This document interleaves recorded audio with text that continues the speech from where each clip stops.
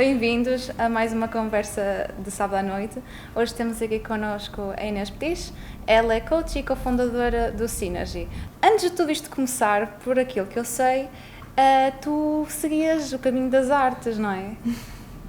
Sim, eu seguia e de certa forma ainda sigo. Mantenho-me ligada à parte de criatividade e de multimédia, só que de formas diferentes, mas sim.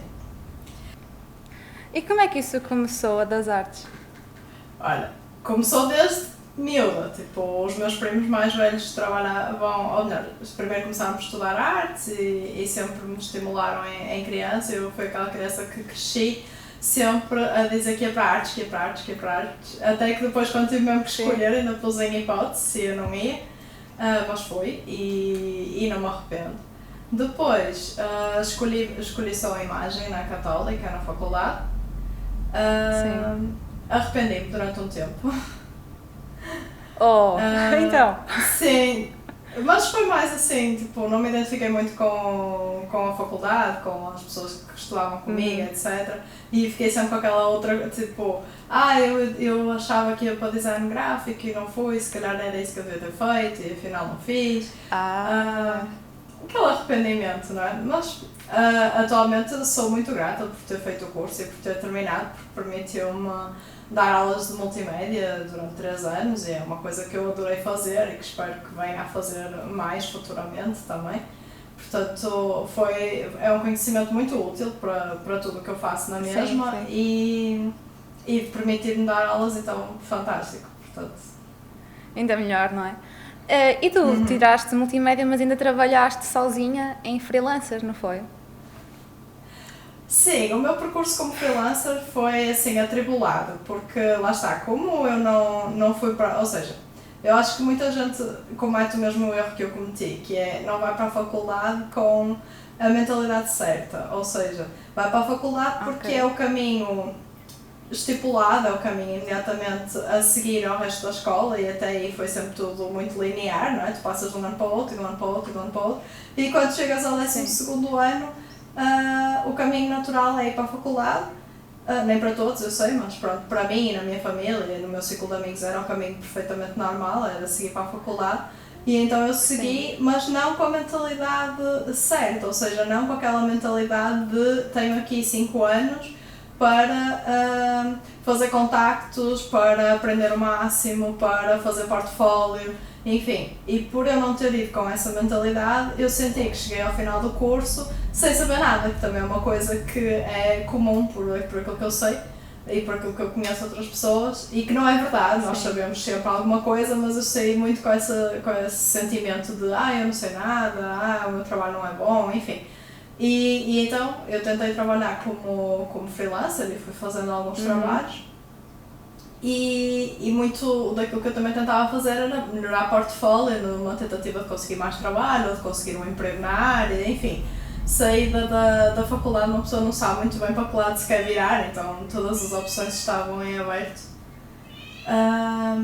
E foi durante esse período que depois acabaste por descobrir, digamos, a tua verdadeira vocação, por assim dizer.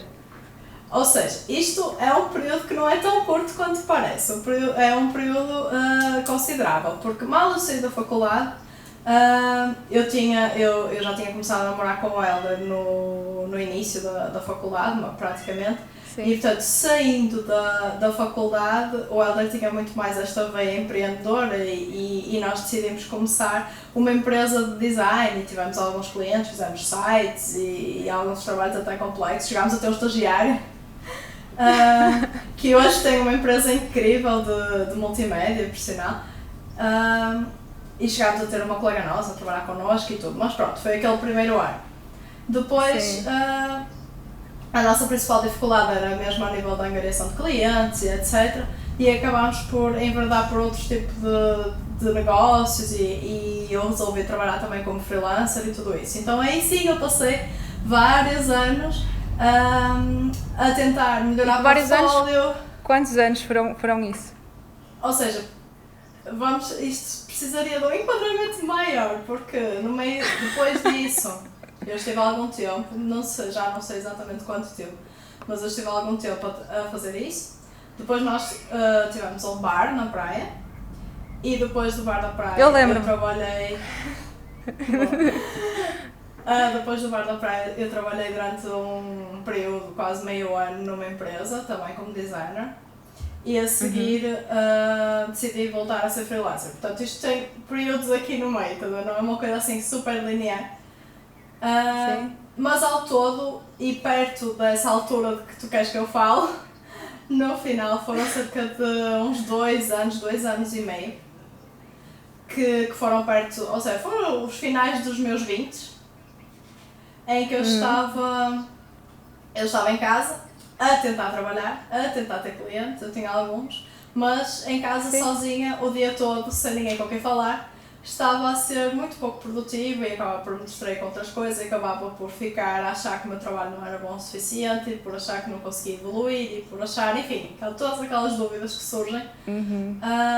E quando uma pessoa está fechada sobre si, e quando uma pessoa está fechada sobre si mesma e sempre com o seu trabalho e não tem feedback de outras pessoas e está ali.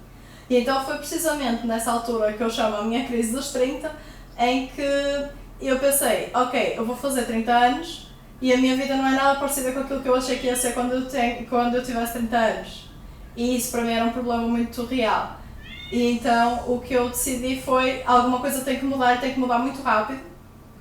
E o que eu fiz foi mudar aquilo que eu estava a fazer. Então se eu estava em casa e se eu não falava das minhas ideias porque eu tinha medo de implementar as minhas ideias, e se eu tinha medo de arriscar e tinha medo de experimentar fazer porque não ia ficar como eu tinha imaginado, enfim, todas aquelas dúvidas, todos aqueles medos, eu resolvi fazer o oposto e resolvi sair e resolvi falar com pessoas e fazer workshops e mini cursos, e no meio disso tudo fiz um sobre coaching, porque no meio da minha busca de o que é que eu vou fazer, como é que eu vou fazer, etc, eu encontrei coaching e pesquisei sobre o que era coaching e fiquei curiosa sobre isso, e então resolvi fazer esse pequeno workshop sobre coaching e realmente apaixonei-me por aquilo. E foi nesse workshop, porque durante o workshop nós aprendíamos e ao mesmo tempo passávamos por um processo de coaching coletivo, não é? Durante a turma toda, e fazíamos coaching aos outros como se fôssemos coaches, portanto passávamos por tudo. E foi precisamente aí que eu comecei a desenvolver a ideia do Synergy, a ideia daquele espaço para freelancers e empresas e tudo mais, colaborativo, que tinha um café inicialmente, tal como teve. Portanto, eu desenvolvi esse projeto, fiz o plano de ação de coaching dentro dessa pequena formação, etc. E realmente a minha professora era incrível, fantástica, e ela, ou seja, desenvolveu um interesse ainda maior em mim sobre coaching. Então, saí daí.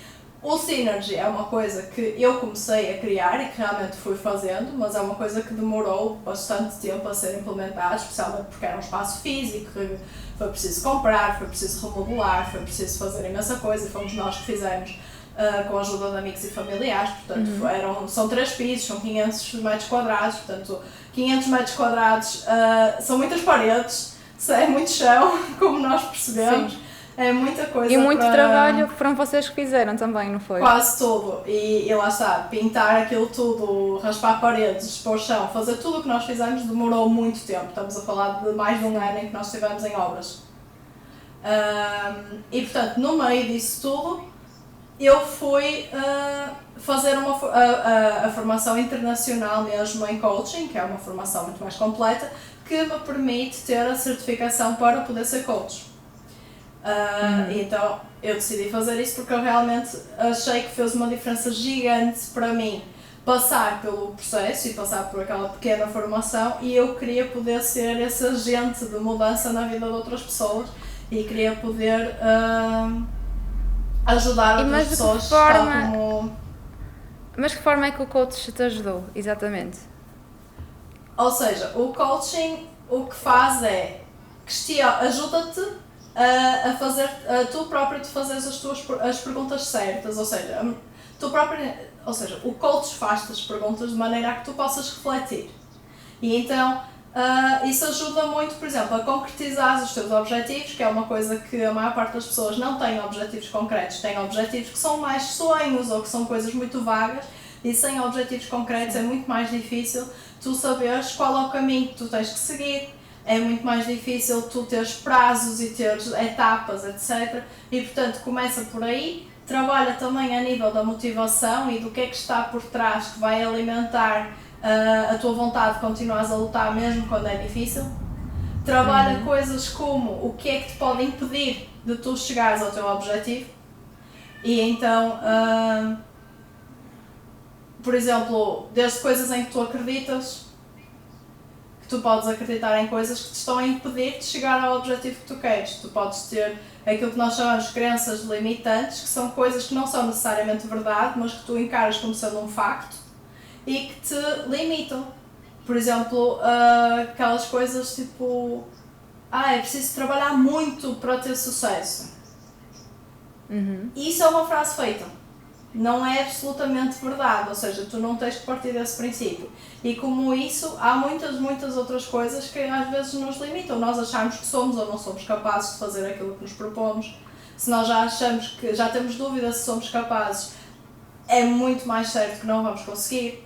E então trabalha esse tipo de coisas e depois trabalha a nível de tu fazeres um plano efetivo para aquilo que tu queres fazer, em que tu vais visualizar-te em cada um dos momentos-chave e no momento final e vais saber exatamente o que é que tens que fazer para chegar ao ponto que tu queres chegar.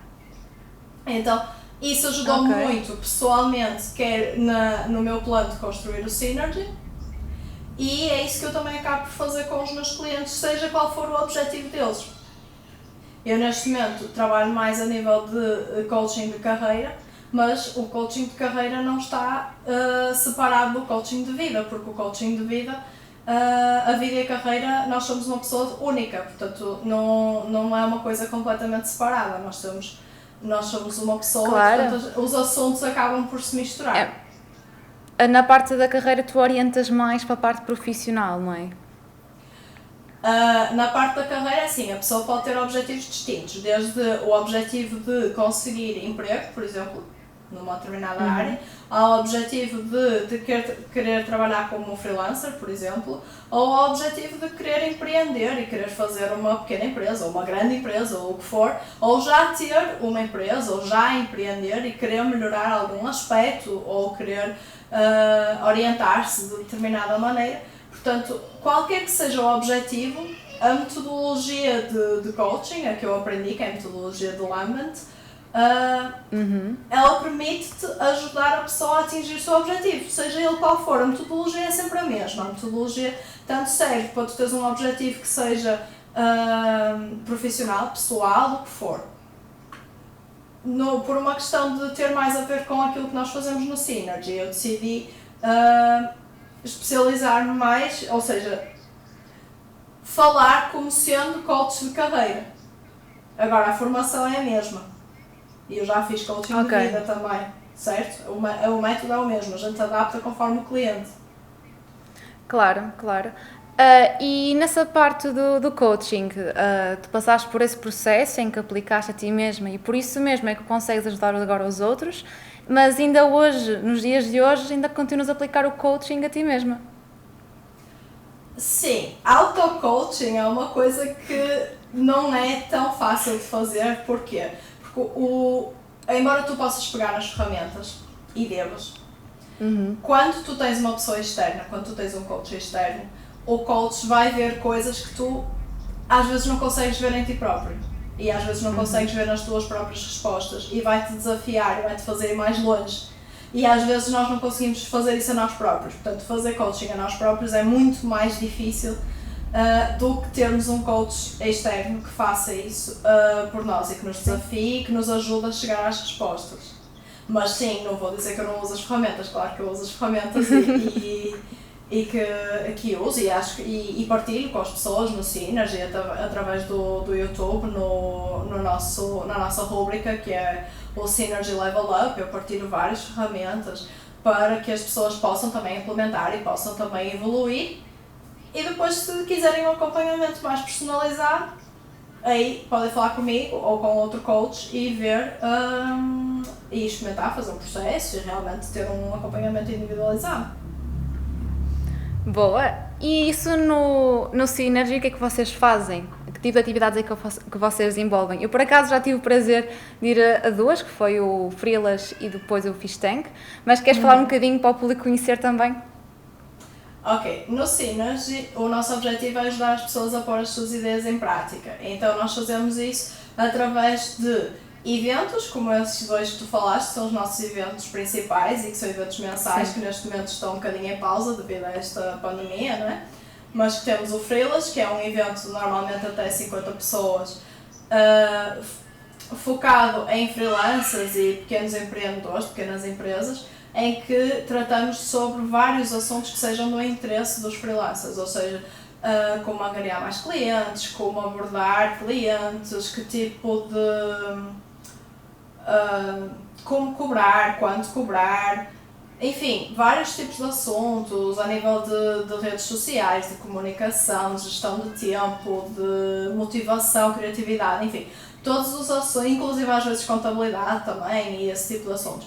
Todos os assuntos que sejam do interesse da nossa comunidade, nós falamos durante o evento, como tu sabes, porque também já lá estiveste.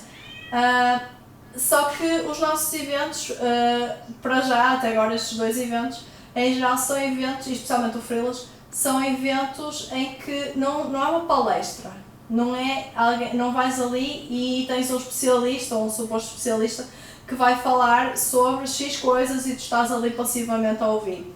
No Freelas não, no Freelas nós damos a palavra a todos os participantes e, portanto, o objetivo é cada um ir e partilhar as suas dúvidas, partilhar as suas experiências, as soluções que encontrou, ajudar o outro e ser ajudado também. Portanto, torna-se um evento muito mais rico e as pessoas, em geral, agradecem por esse tipo de evento porque interagem durante todo o evento, não é só aquele evento que tu estás sentado numa cadeira, ouves e depois tens aqueles 10 minutos de networking no final. Não, ali toda a gente está a falar, constantemente, está a contribuir e fazemos é muito dinâmico. Obrigada. Das 50 pessoas nós fazemos grupos mais pequeninos para as pessoas se sentirem mais à vontade e as pessoas passam por vários grupos e falam sobre assuntos diferentes deste tipo de assuntos que eu falei.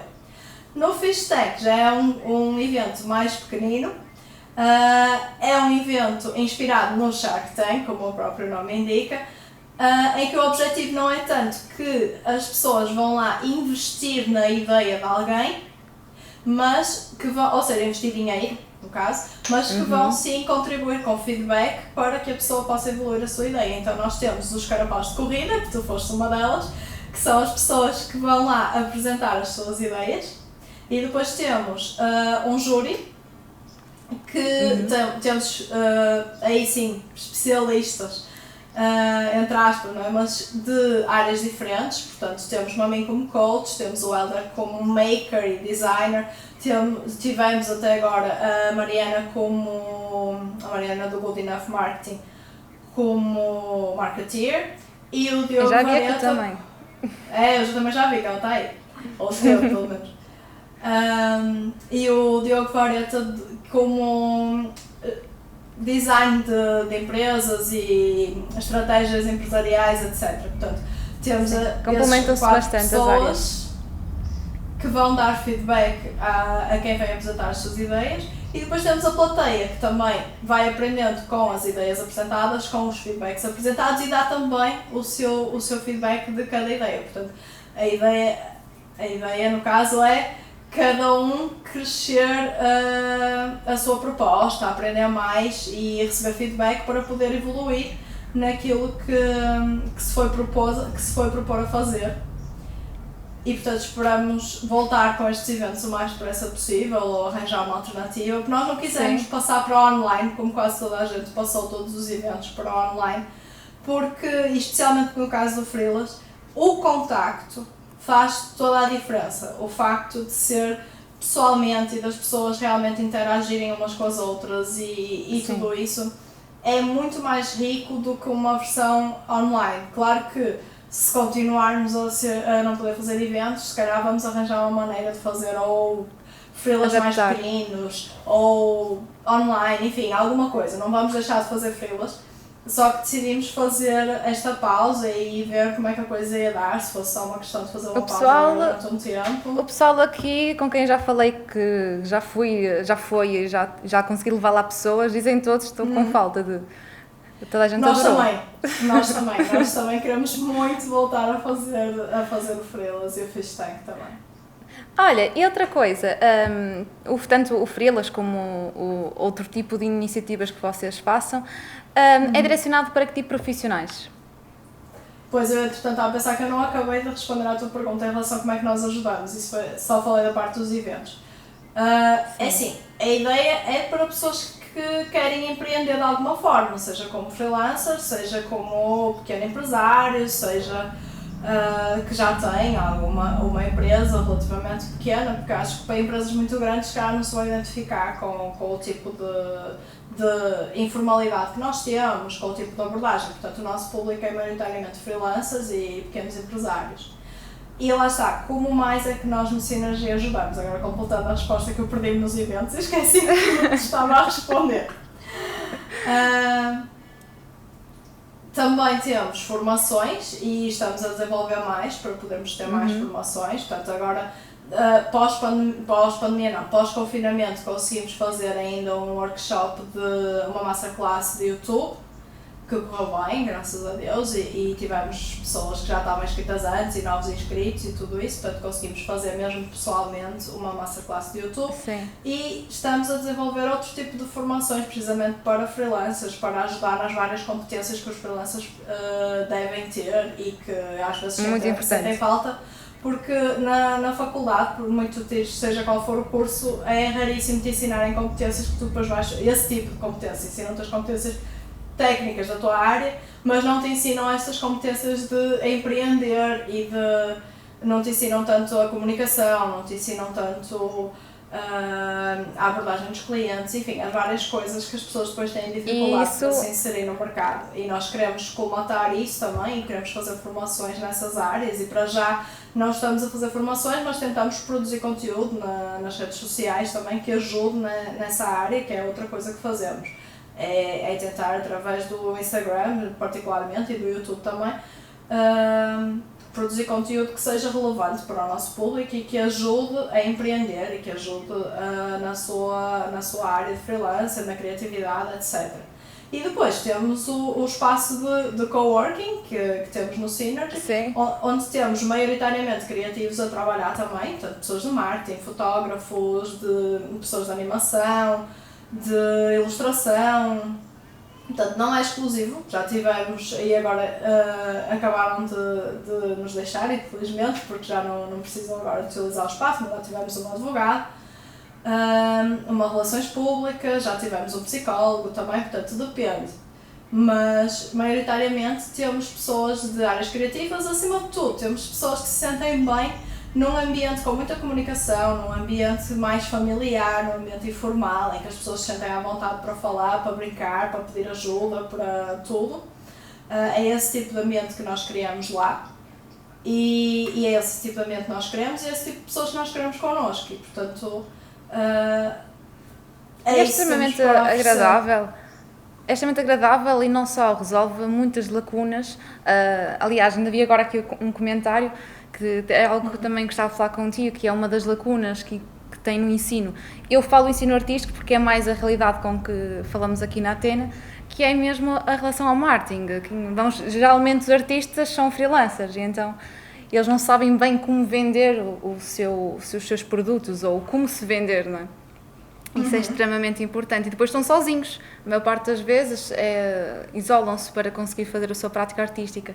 Então, olhem, se quiserem, já conhecem aqui um excelente espaço e tomara que haja muitos mais como a Synergy, porque é realmente muito interessante o trabalho que vocês desenvolvem. Parabéns!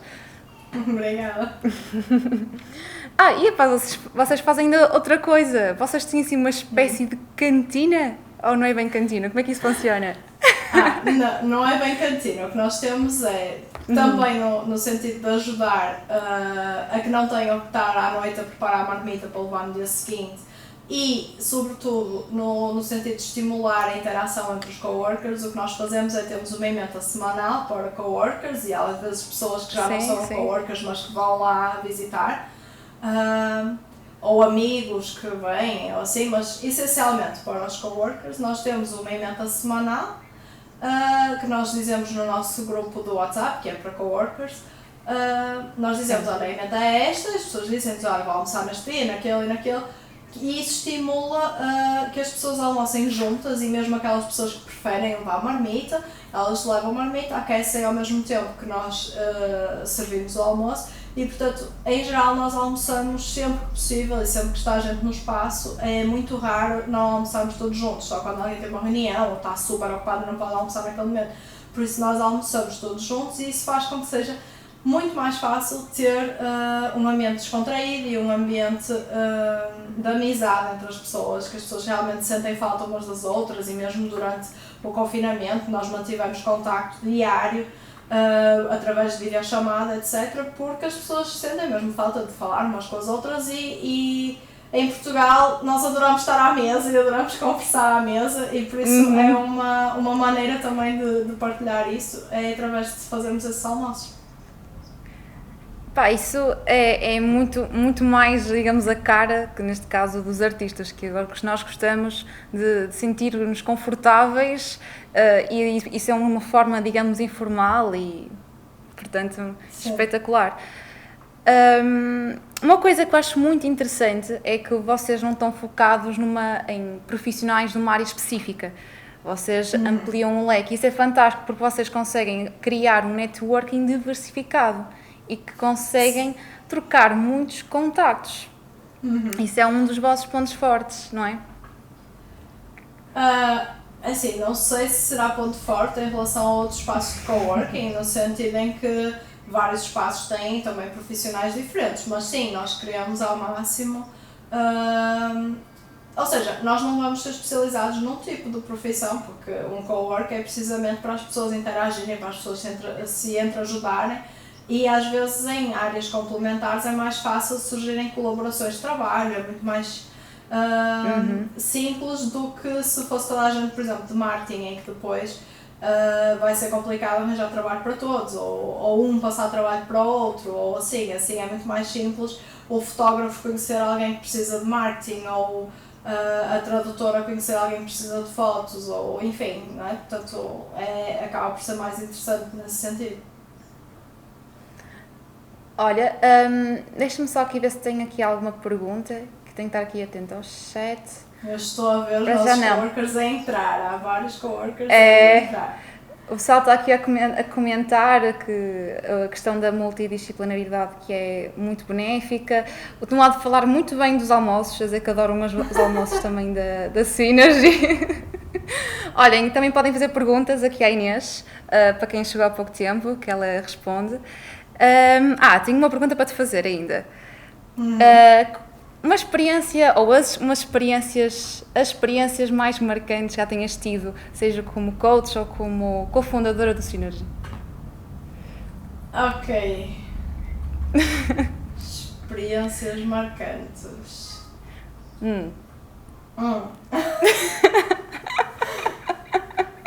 Ou seja, há vários tipos de experiências marcantes, desde aquelas brincadeiras que acontecem e que geram montes de gargalhadas no espaço. Sim.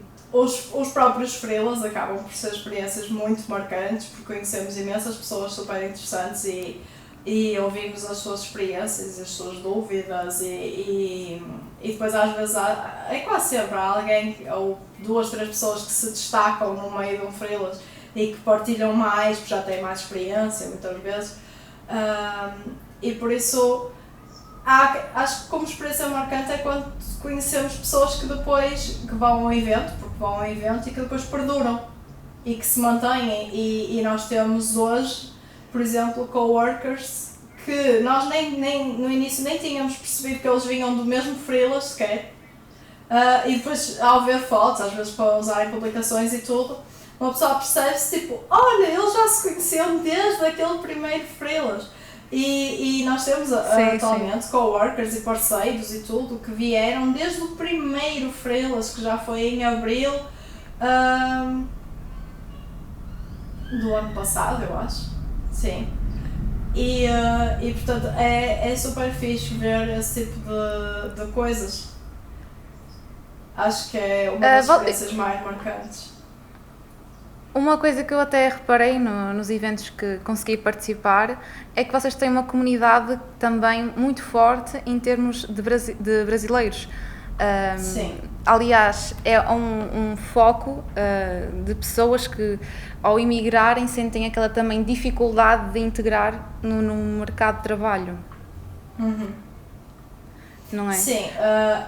É assim, nesse aspecto, como a nossa comunicação é em português e a maior parte da comunicação dos outros coworkers é em inglês, nós tendemos a atrair pessoas que falam português, que não são exclusivamente brasileiros, já tivemos italianos, americanos, ingleses, mas que já sabem falar português, melhor ou pior, e que por isso e por quererem, nesse caso dos que não são brasileiros, por quererem praticar mais o português, se identificam com o nosso cowork e vêm para lá. No caso da comunidade brasileira, sim, também acontece, quer por isso, quer por falarmos em português, quer por existir, se calhar, ou seja, naquela zona do Bonfim, existir uma grande comunidade também brasileira a morar ali, portanto nós somos um dos coworks que está perto. E depois eu acho que também os brasileiros são muito calorosos e nós também temos um ambiente muito informal e muito familiar. Eu acho que bate muito certo uma coisa com a outra e por isso acabamos por atrair esse tipo de público também. E depois no caso específico que estás a falar dos eventos, Freelas, apesar de ter sido uma sugestão de um português, que por sinal é o Pi, que eu vi que ele entrou, não sei se ele ainda está online. Mas foi assim, Pi, eu tenho que fazer um evento, o que é que eu vou chamar o evento? E ele é um evento para freelancers, não sei o quê, e ele sugeriu Freelas e eu, tá ótimo, vai Freelas. Foi o Pi que batizou, o Pi do Paper Pi, que batizou o evento. E Freelas gosto muito é dos uma desenhos dele, por acaso, mais brasileira do que portuguesa. Coisa que na altura eu não dei muita relevância, ele depois alertou-me para isso. Mas nós, portugueses, não utilizamos tanto a expressão Freelas, eles utilizam até como um verbo, coisa que eu só descobri depois, durante os eventos, eles utilizam de uma maneira que para nós nem é quase concebível. E então isso também atrai nos eventos, não é? Porque eles veem Freelas e identificam-se mais e rapidamente entendem o que é, e então querem vir aos eventos, tudo junto, vários coworkers acabam por ser nossos coworkers porque foram ao Freelas, então é tudo uma bola de neve. Olha, e está a funcionar ainda há um bocado, tivemos aqui um comentário nesta live de alguém que está no Brasil a dizer que está no Brasil, já ouviu falar do Synergy e quer ir ao Synergy. Que bom, que bom. Que quero conhecer o Synergy, não sei como é que chegou lá. Olha, temos aqui 2 perguntas ainda. Estão aqui a perguntar, na tua opinião, quais são as maiores dificuldades que eles sentem na adaptação ao mercado português? Olha, eu acho que a primeira é a língua. Ouvido de vários brasileiros, quando chegam a Portugal, imediatamente quando chegam, eles têm primeiro que tudo eles têm dificuldade em perceber o nosso português. Porque enquanto nós, especialmente pessoas da minha geração e mais velhas, crescemos a ouvir as novelas e a ouvir música brasileira, eles não cresceram a ouvir nada português de Portugal. E por isso eles têm mais dificuldade em perceber, e nós comemos muitas palavras e temos um português que fecha muito mais os sons, enquanto o deles é muito mais aberto. Então essa é a primeira dificuldade. Às vezes já ouvi relatos, e ainda a Mariana falou sobre isso na nossa live de terça-feira, de estarem ao telefone, ainda não estarem adaptados e terem que estar num sítio em silêncio para se concentrarem muito para conseguirem perceber o que as pessoas estão a dizer. Depois, dependendo daquilo em que área querem trabalhar, por exemplo, se for numa área que precisa de texto, como é o caso de marketing, é mais complicado conseguirem trabalhar em empresas portuguesas, porque a empresa ou das duas uma, a empresa quer comunicar em inglês, eles sabem inglês, está tudo certo, ou se a empresa quiser comunicar em português, vai querer comunicar em português de Portugal, e nem todas as empresas querem fazer o que eu fazia com a Mariana, que era corrigir os textos e adaptar ao português de Portugal, que ela ia fazendo as adaptações que conseguia, mas claro que ela não fala português de Portugal nativo e portanto falhava sempre alguma coisa. Quando não falhava fazia uma festa. Mas isso é uma das dificuldades. Depois, mais dificuldades que isto de tudo que nós vamos ouvindo, tudo que eu vou ouvindo de partilhas de outras pessoas. Por exemplo, também nós já tivemos vários coworkers, ainda temos de marketing, e brasileiros também. E então, por exemplo, a nível de marketing ainda, o marketing do Brasil, dito por eles, é muito mais avançado, ou está num estágio muito mais avançado do que o português. E as empresas portuguesas, que são muito pequenas, na sua maioria, e não valorizam ainda esse tipo, ou seja, cada vez mais se vai valorizando as profissões criativas, seja aí no caso marketing ou outras profissões criativas, vai-se valorizando, mas não tanto assim, ou seja, não se vê como uma grande mais-valia, como aquela função que tu tens que ter na tua empresa, ou aquele trabalho que tu tens realmente que contratar um profissional e não aquela pessoa que sabe dar uns toques. E isso é uma dificuldade do mercado, porque não se valoriza tanto. E vai-se valorizando aos bocadinhos, mas não tanto. E então acontece muito brasileiro, muito mesmo. Brasileiros que estão cá, e que estão cá às vezes há mais de um ano até, e que continuam a trabalhar com os clientes que tinham no Brasil. O que atualmente, com o câmbio, né, está absurdo, porque o real vale pouquíssimo comparado com o euro, eles pagam contas em euro, mas recebem em reais, e portanto torna-se muito, muito complicado, porque eles estão a trabalhar por praticamente nada no sítio em que vivem e têm essa dificuldade de integrar no mercado português. E achas que eles precisam de adaptar mesmo para português de Portugal, ou achas que conseguem manter ainda, ou devem ou não manter o seu sotaque, o facto de terem essa característica do brasileiro? Porque existe essa questão, não é? Por acaso já falei com colegas meus, também por acaso são de artes, que sentiam essa dificuldade, tipo, será que eu devo assumir que sou brasileira em vez de estar aqui constantemente a tentar adaptar para um português que não é nativo? É assim, é uma resposta complexa, eu acho que depende. Eu acho que se a pessoa trabalha, ou seja, se o trabalho que a pessoa vai desenvolver para a empresa, seja como contrato, seja como freelancer, implica texto, se a pessoa vai produzir texto, eu acho que é realmente importante a pessoa aprender o mais possível e arranjar ferramentas, arranjar sites, arranjar o que for, para conseguir fazer essa adaptação e mostrar, por exemplo, a Mariana falou na live que para ela foi fundamental, para ela conseguir impregnar o currículo dela estar em português de Portugal. E que foi a cidade das profissões que lhe disse o teu currículo tem que estar em português de Portugal. Agora é assim, ela vai a uma entrevista, ela vai falar brasileiro, ela não sabe falar português de Portugal. E brasileiro nenhum vai saber falar português de Portugal em pouco tempo, é uma coisa que demora, porque ou seja, é a mesma língua, só que é uma questão de sotaque, é como nós do Porto aprendemos a falar lisboeta, certo? Claro. Tipo, são sotaques apenas, mas no caso dos brasileiros não são sotaques apenas, são construções de frases, é gramática, há várias coisas que são diferentes, por isso eu acho que mostrar se trabalham com texto, isto é a minha opinião, Pedro, se trabalham com texto, mostrar no portfólio, no currículo, etc., que têm a versatilidade de conseguir fazer um português correto, é excelente e acho que ajuda muito. Porque tira essa dúvida de mas para que é que eu vou contratar um brasileiro se eu posso contratar um português e não tenho que estar preocupado se ele vai escrever os textos direitos ou errados? Não é? Agora, se a pessoa trabalha com imagem, a pessoa até poder falar chinês. O que importa é a imagem, certo? Tipo, o que importa é a qualidade do trabalho e a pessoa saber comunicar bem aquilo que faz e como é que a pessoa vai comunicar melhor na sua língua. Eu acho que quando tu não vais trabalhar com texto, não vejo o porquê. Porque lá está, tu podes escrever tudo em português e podes ter uma rede social com o conteúdo todo em português de Portugal. E a seguir vais fazer um vídeo, vais fazer uma live, vais fazer uma story, vais fazer o que for, vais falar brasileiro, não vai bater uma coisa com a outra. Por isso, mostrar que tens a flexibilidade de saber escrever em português de Portugal se for preciso, ótimo. Agora estás a fingir que és uma coisa que não és, acho que não vai resultar muito bem. Porque vai Claro. sempre descobrir e vai sempre falhar qualquer coisa, e vai sempre entender, e é estranho.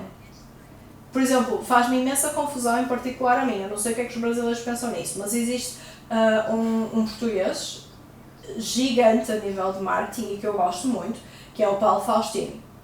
E o Paulo Faustino decidiu que queria trabalhar com o mercado brasileiro, porque queiramos ou não, é gigante comparado com o mercado português. E então o que o Paulo Faustino faz é, ele adaptou a sua maneira de falar, a sua estrutura gramatical e a gíria e tudo isso aos brasileiros. Só que o sotaque não é... Ou seja, ele fala português, com expressões brasileiras, com estrutura de construção frásica brasileira. Para um português, pelo menos, é uma coisa Sim. horrorosa de se ouvir, faz uma confusão imensa e apetece bater, juro. Mas, se calhar assim, ele conseguiu entrar num mercado que se calhar não entraria se não fizesse.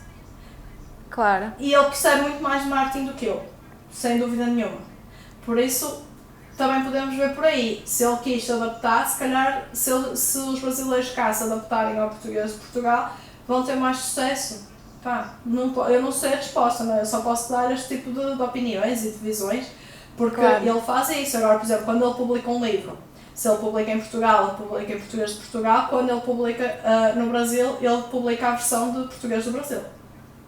Sim. Ele faz as E duas. depois tem a ver também com o mercado, por exemplo, mesmo sejam brasileiros, sejam portugueses, por exemplo, com quem eu tenho falado aqui nestas lives, muito do público é internacional. Portanto, às vezes nem há essa preocupação, é mais traduzir para o inglês neste caso. Exato. Olha, estou aqui a perguntar aqui outra coisa ainda. Quais os maiores desafios de se trabalhar em cowork? Mas eu gostava de ampliar um bocadinho esta pergunta e perguntar-te como é que é trabalhar num cowork, afinal? Como é que é trabalhar como coworker? Sim, ou num ambiente de coworking. Ok, pronto. Eu, apesar de ser a dona do cowork, também acabo por trabalhar lá. Portanto, eu trabalho lá como qualquer outro coworker, só que tenho o resto das funções. E depois tem outra coisa, tu passaste durante muitos anos também a trabalhar como freelancer em casa sozinha, então tu tens essas duas perspectivas, como é trabalhar em casa sozinha e como é que és depois estar no espaço. Olha, vendo por aí, é muito, muito mais fácil manter horários de trabalho no cowork.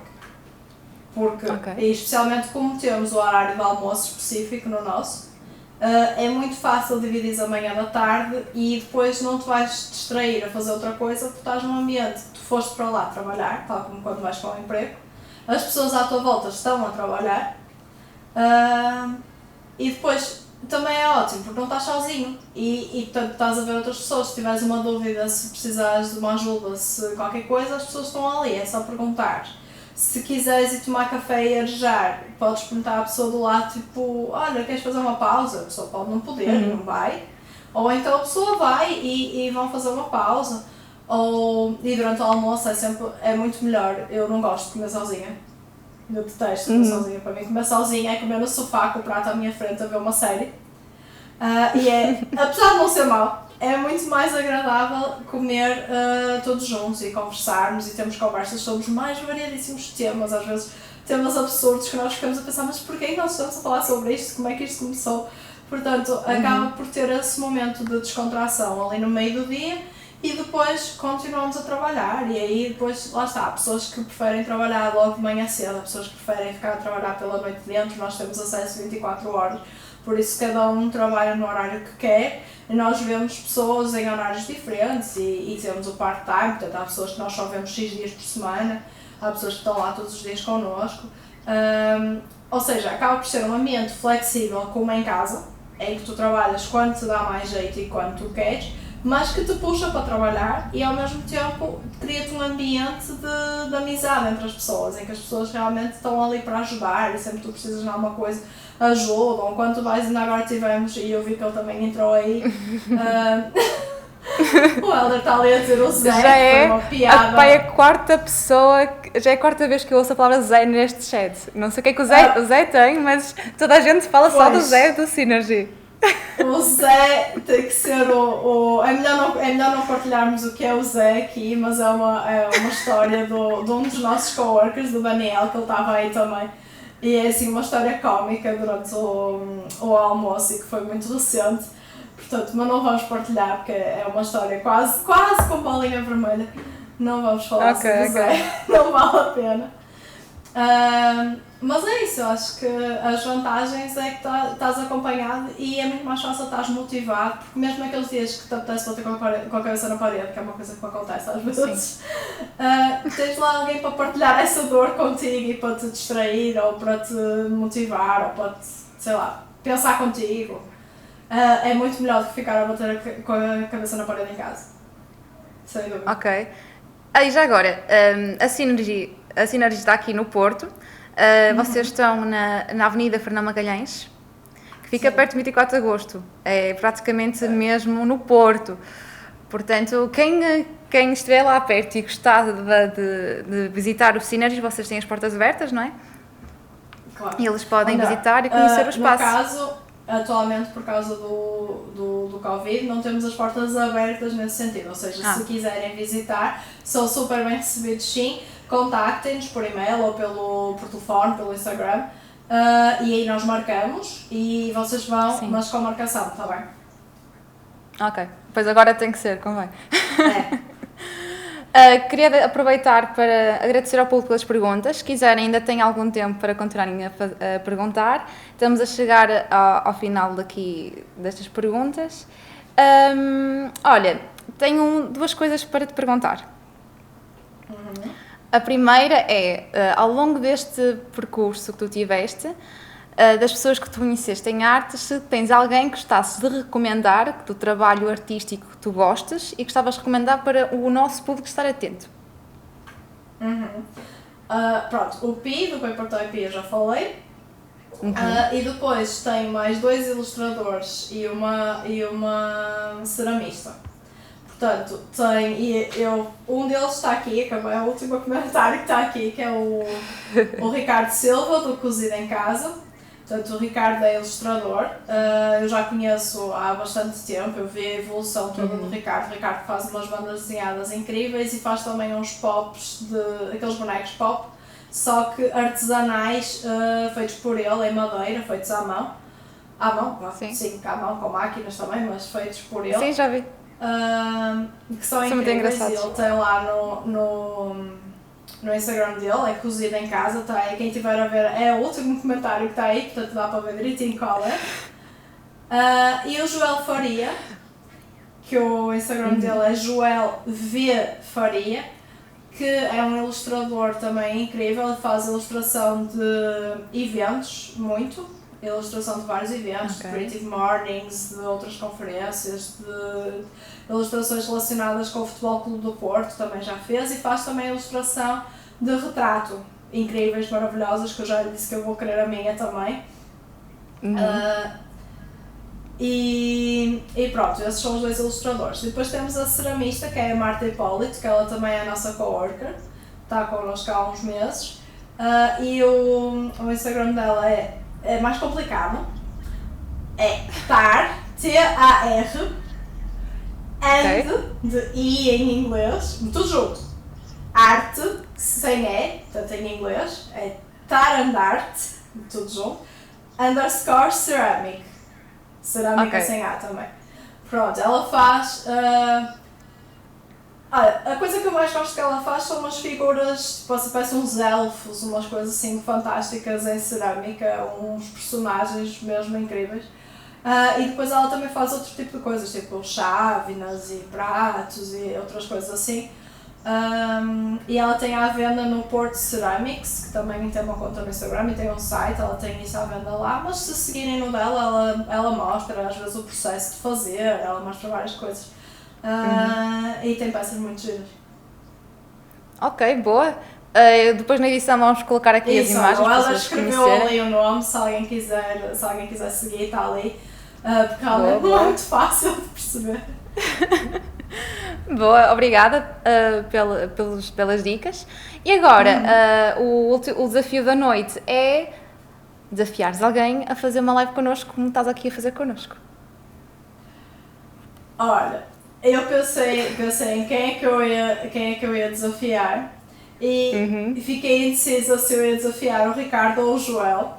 E sendo que o Ricardo já vai fazer uma live connosco na próxima terça-feira, que aliás eu diria a toda a gente para vir ver que é sobre atitude empreendedora. Desculpa estar a usar o teu, o teu tempo para Não, força, promover a nossa força, live. força. Mas ele vai fazer connosco uma live às 9h30 na próxima terça-feira sobre atitude empreendedora e o Ricardo tem uma grande atitude empreendedora, por isso é que nós o chamamos para falar sobre isso. Eu achei por bem desafiar o Joel Faria, que me vai matar porque ele é super tímido e portanto ele vai morrer. É uma excelente oportunidade para ultrapassar as tais crenças limitantes. Portanto, desculpa Joel, mas eu acho que pode ajudar, portanto a intenção é boa. E então é isso, o Joel Faria.